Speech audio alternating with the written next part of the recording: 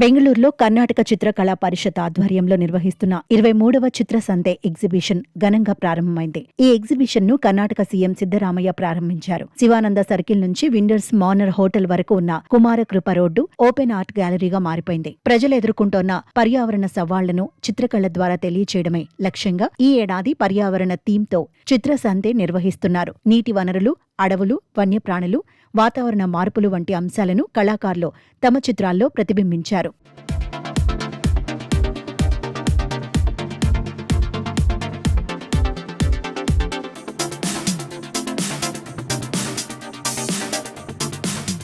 దేశంలోని 22 రాష్ట్రాలు, 4 కేంద్రపాలిత ప్రాంతాల నుంచి 1530 మంది చిత్రకారులు ఈ ఆర్ట్ గ్యాలరీలో పాల్గొన్నారు. మైసూరు, తంజావూరు, రాజస్థానీ, మధుబని వంటి సంప్రదాయ చిత్రకళలతో పాటు ఆధునిక చిత్రాలు, కార్టూన్లు ఇలా చిత్రకారులు వేసిన ఎన్నో పెయింటింగ్స్ ఈ ఎగ్జిబిషన్లో ఉన్నాయి. వీటి ధరలు 100 నుంచి లక్షల్లో ఉంటాయని ఆర్ట్ గ్యాలరీ నిర్వాహకులు తెలిపారు. ఇప్పటికే వేలాది మంది సందర్శకులు వచ్చి చిత్రాలు చూస్తూ కొనుగోలు చేస్తున్నారు. పర్యావరణ థీమ్తో చిత్ర సంతే నిర్వహించడం ఆనందంగా ఉందని సందర్శకులు అంటున్నారు. It's amazing. It's very good.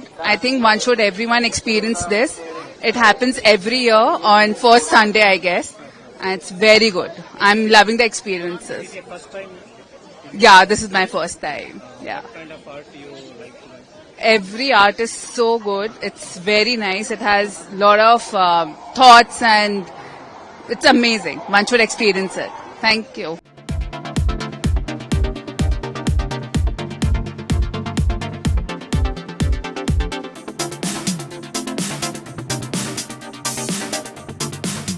పర్యావరణంపై అవగాహనతో పాటు చిత్రకళను అందరికీ అందుబాటులోకి తెచ్చే ఈ చిత్ర సంతే బెంగళూరు సాంస్కృతిక గుర్తింపుగా నిలుస్తుందని సందర్శకులు చెబుతున్నారు.